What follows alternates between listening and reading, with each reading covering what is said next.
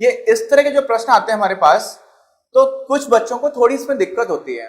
दिक्कत इसलिए होती है क्योंकि वो लोग अल्फाबेट्स को, जो भी हमारे अलजेब्रिक एक्सप्रेशंस हैं जैसे एक्स है, वाई है, क्यू है, पी है, जब हम कुछ भी इस तरह का लिखते हैं, जैसे क्यू यहाँ पर लिखा हुआ है, यहाँ पर भी क्यू लिखा हुआ है, तो उसको देख करके थोड़ा सा असहज फील करते हैं, थोड़ा सा असहज महसूस होता है ना।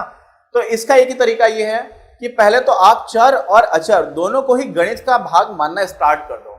होता क्या है कि हम लोगों ने बचपन में ABCD पढ़ी होती है, ई पढ़ा होता है, और 1 2 3 भी पढ़ा होता है, तो उसमें जो ABCD है उसको हम लोग इंग्लिश का हिस्सा मानते हैं। जब आप उसको गणित का हिस्सा मानना स्टार्ट कर दोगे तो आधी समस्या तो वहीं से दूर हो जाएगी। दूसरी बात, जब भी इस तरह का प्रश्न होता है दर्शाइए की, सिद्ध करिए की, तो उस प्रश्न में ही उसका उत्तर दिया होता है, हमें पता होता है पहले से कि हमें लाना क्या है। गणित के कुछ क्वेश्चंस में, जैसे हम लोगों ने जो पिछला प्रश्न किया था जिसमें हमें HCF यानी कि मास निकालना था, तो हमारे पास उत्तर पहले से नहीं था, छिपा हुआ था, पहले से नहीं था। यहां तो पता ही होता है, एग्जैक्टली पता होता है कि उत्तर क्या लेकर के आना है, इसलिए इन प्रश्नों में और भी कम डरने की जरूरत होती है। तीसरी चीज, इस तरह के प्रश्नों को गणित में किसी भी, मतलब इसी तरह के नहीं, हमेशा ही किसी भी तरह के प्रश्नों को आप गणित में बहुत अच्छे से पढ़ें। जो आप एक बार अच्छे से पढ़ लेंगे तो आपको बहुत क्लैरिटी मिल जाएगी। और चौथी चीज, जो आपको सिद्ध करना होता है ना, वही आपको हिंट देता है कि इस प्रश्न का को अप्रोच कैसे किया जाए। समझ रहे हैं आप? देखिए, इसका मैं आपको एक और रूप करके दिखाऊंगा, ठीक है। मैंने इंग्लिश मीडियम में भी ये चैप्टर पढ़ाया है, लेकिन वहां पर मैंने दूसरी तरह से नहीं किया। मैं आपको एक और तरह से करके दिखाऊंगा, तो आपको समझ में आ जाएगा कि अच्छा हमें किस तरह से जो सिद्ध करना है उससे हमें सहायता मिलती है। ठीक, क्या है इसमें? इसमें दिया हुआ है कि दर्शाइए कि कोई भी धनात्मक विषम पूर्णांक, कैसा पूर्णांक? विषम। और विषम संख्याएं क्या होती हैं? जिनमें 2 से पूरा पूरा भाग चला जाता है या नहीं जाता है, जिनमें नहीं जाता है, राइट। तो कोई भी धनात्मक, पहली बात तो हो गई धनात्मक, दूसरा क्या है? विषम, और तीसरी बात क्या है? पूर्णांक। ठीक है, वैसे सम और विषम पूर्णांक नहीं पढ़ते हैं, तो सिर्फ विषम नंबर से ही आपको समझ में आना चाहिए। 6q + 1 यानी कि 6q धन 1, 6q धन 3 और 6q धन 5 के रूप का होता है, जहां q कोई पूर्णांक है। ठीक है, अच्छा ये बताइए, धनात्मक पूर्णांक के लिए ही हम लोगों ने यूक्लिड विभाजन प्रमेयिका पढ़ी थी, है ना। और वो प्रमेयिका क्या बोलती है? वो बोलती है कि कोई भी आपका एक नंबर है, कोई भी एक संख्या, मान लीजिए कोई संख्या n है, n से डिनोट कर देते हैं, नंबर है, राइट। इसको आप 6 से भाग दोगे, किससे भाग दोगे? 6 से भाग दोगे। 6 से भाग दे दिया तो आपको एक कोई भागफल मिलेगा।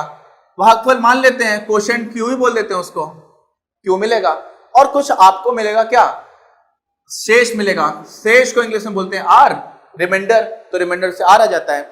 और साथ में आपको ये भी पता होता है कि जो आपको r मिलेगा, यानी कि जो शेष मिलेगा, वो हमेशा ही 6 से छोटा होगा और एक पूर्णांक भी होगा।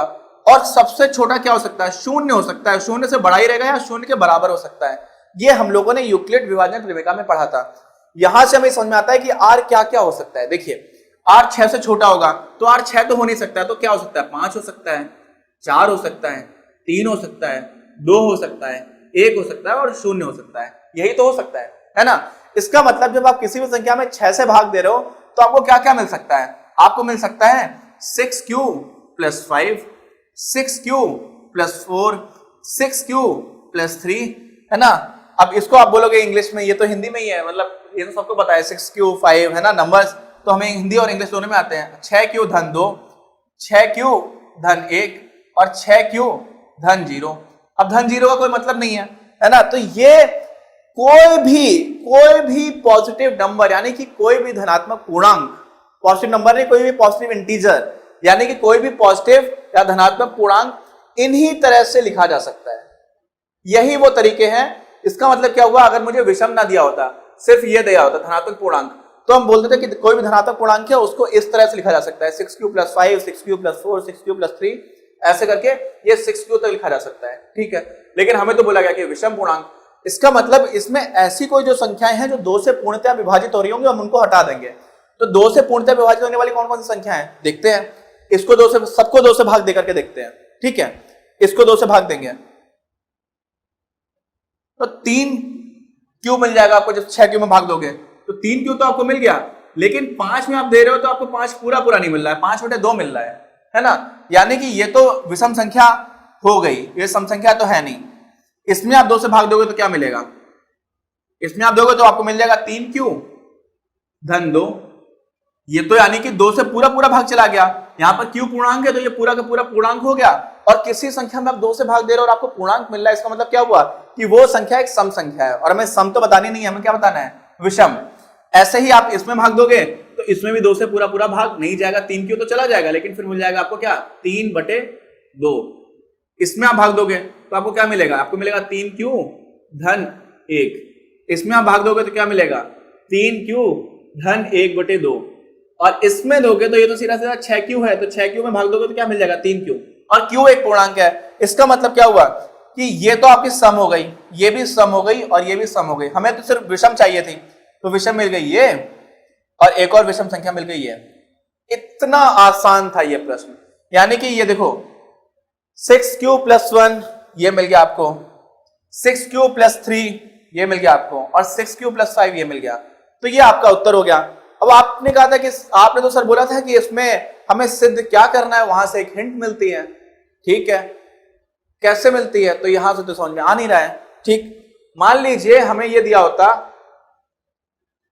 कि आप ये दिखाइए कोई भी धनात्मक विषम पूर्णांक 6q + 1 की जगह मान लीजिए मुझे दिया होता 4q + 1 या 4q + 3 के रूप का होता है ना। ये भी तो हो सकता था।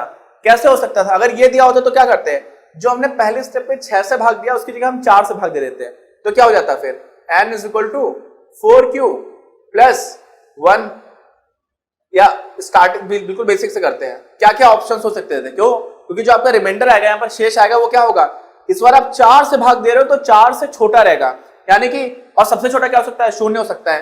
तो आपको 4q धन 1 मिल सकता है, फिर 4q धन 2 मिल सकता है, फिर 4q धन 3 मिल सकता है, और 4q धन 4 मिल सकता है ना, नहीं मिल सकता, क्योंकि ये हमेशा छोटा रहेगा यार, है ना। मैं कभी कभी एक स्टेप आगे बढ़ा देता हूं कि देखता हूं कि आप लोग ध्यान से देख रहे हो या नहीं देख रहे हो, तो आप लोग समझा करो, जो मैंने पहले बताया हुआ था ना, हमेशा ध्यान से सुना करो, नहीं तो मैं कभी कभी गलत भी पढ़ा दूंगा, और मैंने गलत पढ़ा दिया और आपने गलत पढ़ा तो नुकसान किसका है, आपका नुकसान है ना। इसलिए ध्यान दिया करो कि मैं सही बोल रहा हूं या गलत बोल रहा हूं। ओके, तो अब देखिए यहां पर क्या बोला गया है, ये कोई भी पूर्णांक होगा धनात्मक पूर्णांक, तो वो इन तरह से लेकर के आ पाएगा। ये हमें कैसे पता चला, यूक्लिड विभाजन प्रमेय से, राइट।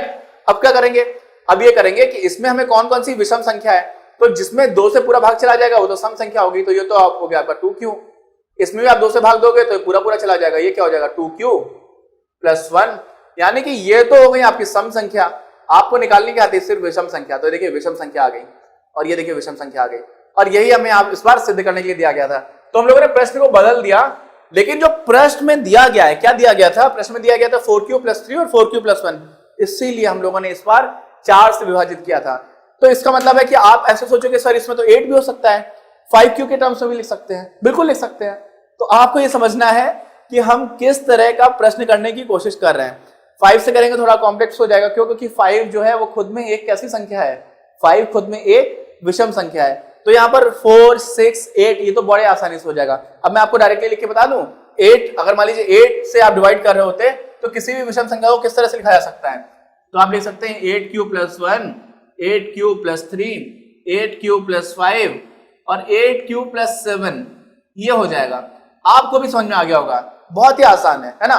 तो अपने अगले प्रश्न को हम अपने अगले वीडियो में हल करते हैं। अगर आपको ये वीडियो पसंद आया तो प्लीज इसे अपने दोस्तों के साथ शेयर करें, लाइक करें, आपके अपने चैनल अपनी क्लास को सब्सक्राइब करें और बेल आइकन को प्रेस करना ना भूलें। Thank you very much, have a nice day.